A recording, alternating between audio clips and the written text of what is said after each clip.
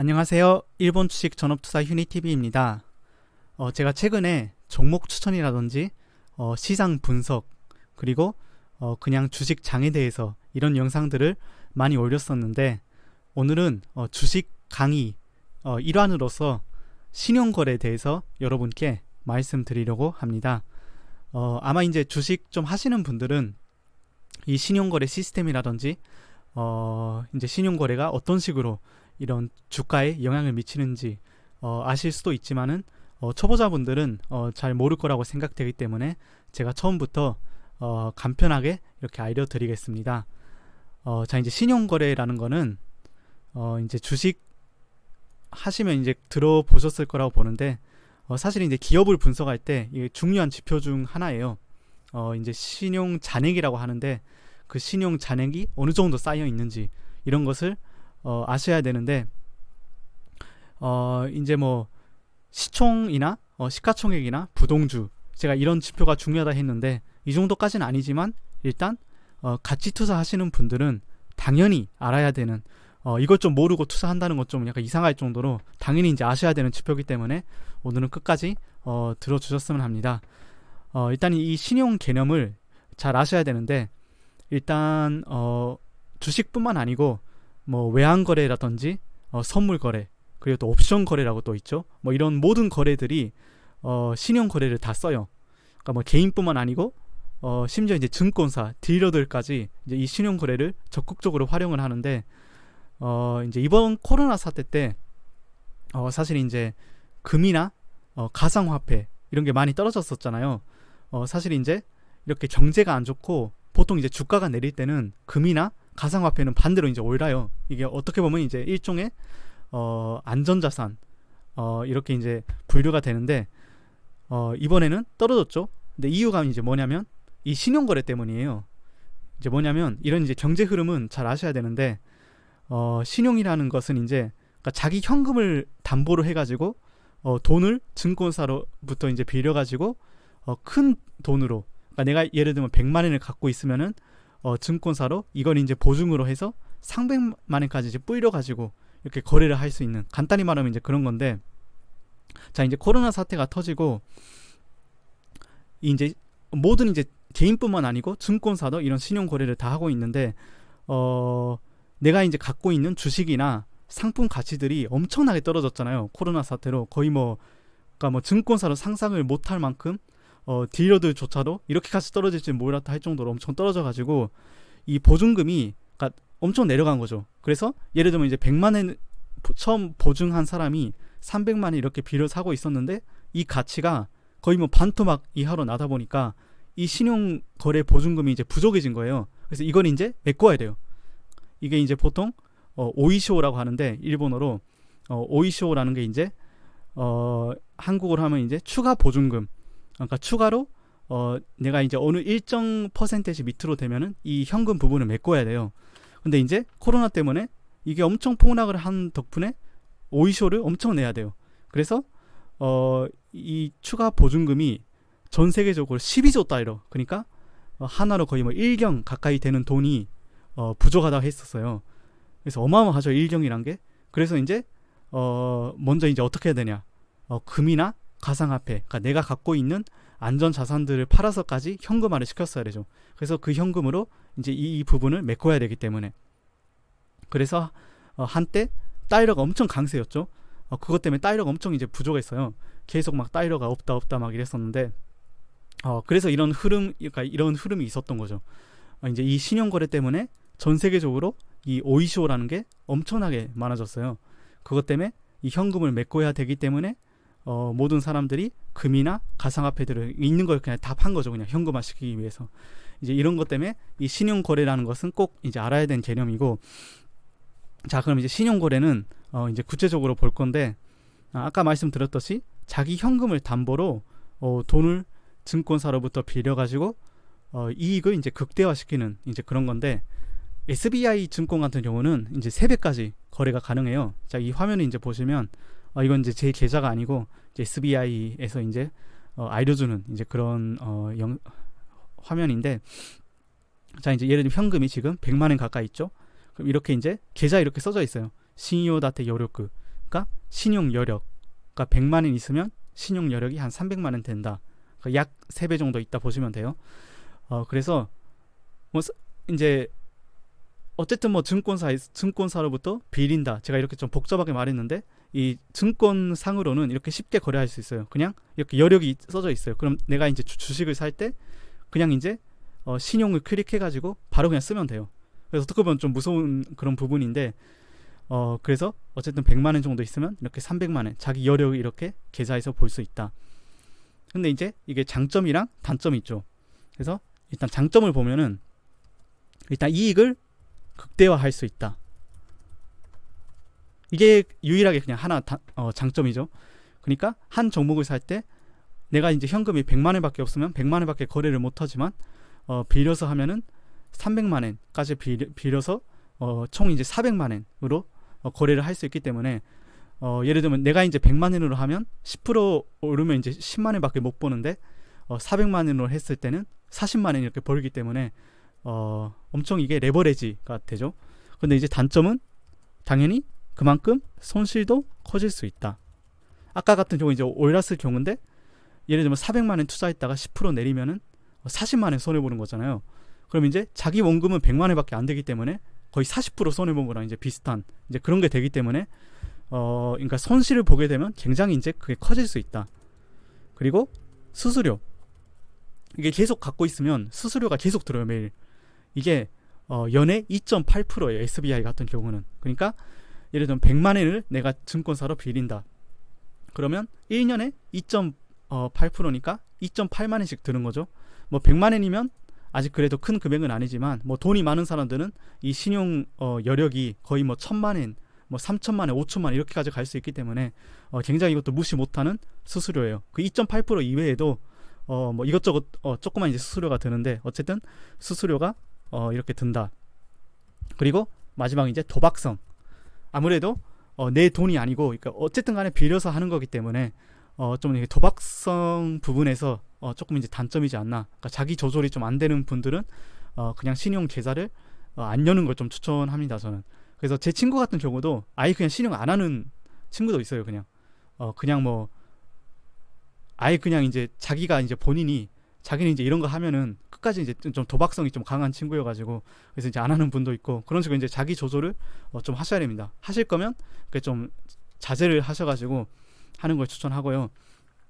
자, 이제 실제로 제가 다음에 드릴 거는 이제 신용 이 잔액인데 그래서 이 이제 지표를 볼 수 있어요. 지금 이제 야후인데 이제 증권사에서 볼 수 있지만 이제 증권사 없으신 분들은 이제 야후 재팬에서 이렇게 보실 수 있는데 예를 들면 이제 DNA칩에서 신용 이제 매수 잔액, 그러니까 어느 정도 사람이 얼마나 많은 사람이 이 신용 잔액을 갖고 있는지 신용으로서 갖고 있는지 뭐 이제 소피아 홀딩스라는 이제 종목이 있는데 이것도 이제 밑으로 내려보면은 이제 신용 매수 잔액 이렇게 이제 볼 수 있죠. 이제 반대로 신용이라는 게 이제 공매도도 가능해요. 옆에 보시면 이제 매도 잔액, 이게 매수 잔액이고 이게 매도 잔액이죠. 그래서 이제 공매도도 할 수 있는데 공매도 같은 경우는 미리 증권사에서 주식을 빌려가지고 사람한테 판 다음에 다시 내가 사들인 다음에 증권사로 갚는. 그러니까 주가가 내려간 경우가 더 이득이겠죠. 왜냐하면 다시 갚을 때 내가 처음 팔았을 때보다 더 싸게 갚으면 좋으니까. 그러니까 공매도 같은 경우는 내려갈 것 같은 그런 종목을 이제 내가 매도부터 이제 진입을 한다. 약간 이런 개념인데 한국 같은 경우는 개인이 이제 공매도가 안 되는 걸로 알고 있는데 일본은 모든 종목은 안 되지만 일부는 이제 개인이 공매도를 할 수 있어요. 그래서 이제 이렇게 써져 있는데 자 이제 보시면 신용 매수 잔액 소피아부터 볼게요. 소피아 홀딩스 보시면 이제 밑에 93,300주. 그래서 지금 주가가 1,400엔이기 때문에 93,300주면은 거의 뭐 1억 2천만 원 정도 지금 매수 잔액이 있다고 보면 돼요.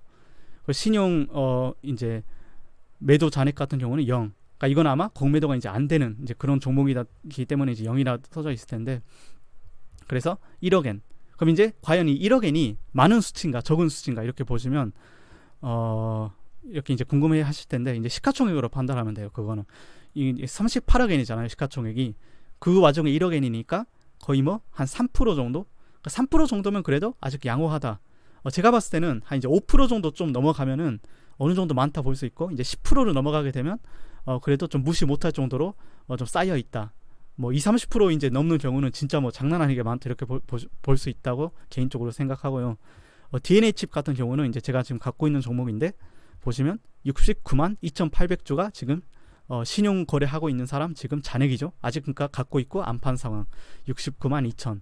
그래서 주가가 820엔이기 때문에 거의 뭐 5억엔대, 5억 뭐 5천만 엔 뭐 이 정도 되는데, 이 시가총액이 지금 한 43억 엔 정도 되기 때문에 5억 엔이면 10%를 조금 이제 넘기는 수준인데, 이게 좀 약간 어느 정도 많다고는 이제 평가가 될 수 있는데, 아까 같은 이제 소피아에 비하면 DNA 칩은 좀 이제 많다 이렇게 평가할 수 있지만은, 기본적으로 이 잔액이란 게 이제 안 좋다 보면 돼요. 사실 이게 많이 쌓일수록. 보시면 제가 이제 써놓은 대로 신용 매수 잔액은 많을수록 이게 향후에 주가가 정체되거나 매도 압력으로, 그러니까 한 번 떨어지기 시작하면 계속 떨어지는 그런 이제 안 좋은 효과로 이렇게 이제 갈 수 있어요. 그 이유가 이제 뭐냐면, 신용 거래라는 게 이제 기간이 있어요. 대부분 이제 6개월이 이제 아닌 경우도 있지만은 무기한도 있지만은 기본적으로 6개월이에요. 그러니까 기간이 도래하면 무조건 팔아야 돼요. 그러니까 이건 이제 무조건 매도 압력이라 보시면 되고, 제가 아까 말씀드렸듯이 그 이제 현금을 보증으로 하는 거잖아요. 그래서 이 유지율이라는 게 있어요. 유지율, 신용 유지율. 그러니까 이게 이제 어떻게 하냐면 현금 신용 나누기 신용. 그러니까 예를 들면 100만엔 내가 현금이 있는데 신용을 300만원 갖다 썼다. 그러면 100 나누기 300, 그럼 33%죠. 이걸 이제 신용 유지율이라고 하는데, 이게 이제 20% 밑으로 내려가게 되면은 강제 체결돼요. 그냥 다 없어지는 거예요.